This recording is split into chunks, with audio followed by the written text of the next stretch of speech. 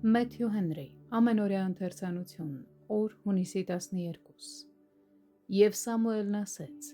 Մի՞թե Տերը այնքան հավանում է ողջակեզների և զոհերի, ինչպես Տիրոջ ձայնին լսելուն, ահա հնազանդությունը զոհից լավ է և ականջ դնելը խոերի ճարպիցը։ Առաջին Թագավորաց 15-րդ գլուխ 22-րդ խոսք։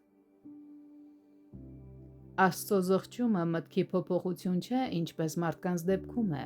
այլ գործելակերպի փոփոխություն։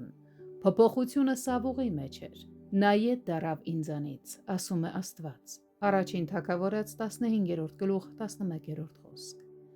Դրանով նա թշնամացավ Աստծո հետ։ Սամուելը ամբողջ գիշեր աղոթում և բարեխոսում էր Սավուղի համար։ Այո, մեղավորների մերժումը վշտացնում է հավատացյալներին։ Աստված չի ուրախանում նրանց մահից, և մենք նույնպես չպետք է ուրախանանք դրանով։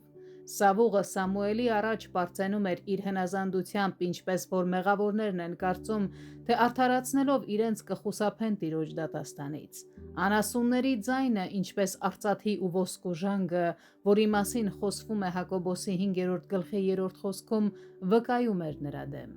Շատերը պարծենում են, թե հնազանդվում են Աստծո պատվիրաններին, բայց այդ դեպքում ինչպես բացատրել նրանց մարմնական ցանկություններին տրվելը, աշխարհի հանդեպ սերը, բարկացկոտ ու անբարյացակամ ոգին և սուրբ պարտականությունների անտեսումը, որոնք վկայում են նրանց դեմ։ Տեսեք, թե ինչ մեծ չարիքի արմատ է ագահությունը, տեսեք, թե որն է մեղքի մեղսալիությունը, և նկատի առեք, թե ինչն է այն չար դարձնում Տիրոջ աչքում ամեն ինչից վեր։ Դա անհնազանդությունն է։ Մարմնական և խաբեբասրտերը, ինչպես Սավուղինը, փորձում են արդարացնել Աստծո պատվիրաններին չհնազանդվելը, անելով այն, ինչ իրենց է հաճելի։ Դժվար է գիտակցության բերել անհնազանդության որդիներին իրենց սխալի մեջ։ Սակայն Աստծո կամքին խոնարհ, անկեղծ և բարեխիղճ հնազանդությունը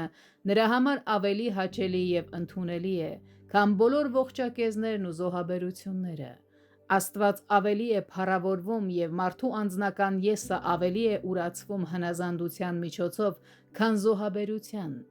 Շատ ավելի հեշտ է զոհասեղանին այրել մի ցուլ կամ գառ, քան ամեն բարձրամիտ միտք հնազանդեցնել Աստծուն և մեր կամքը ենթարկել նրա կամքին։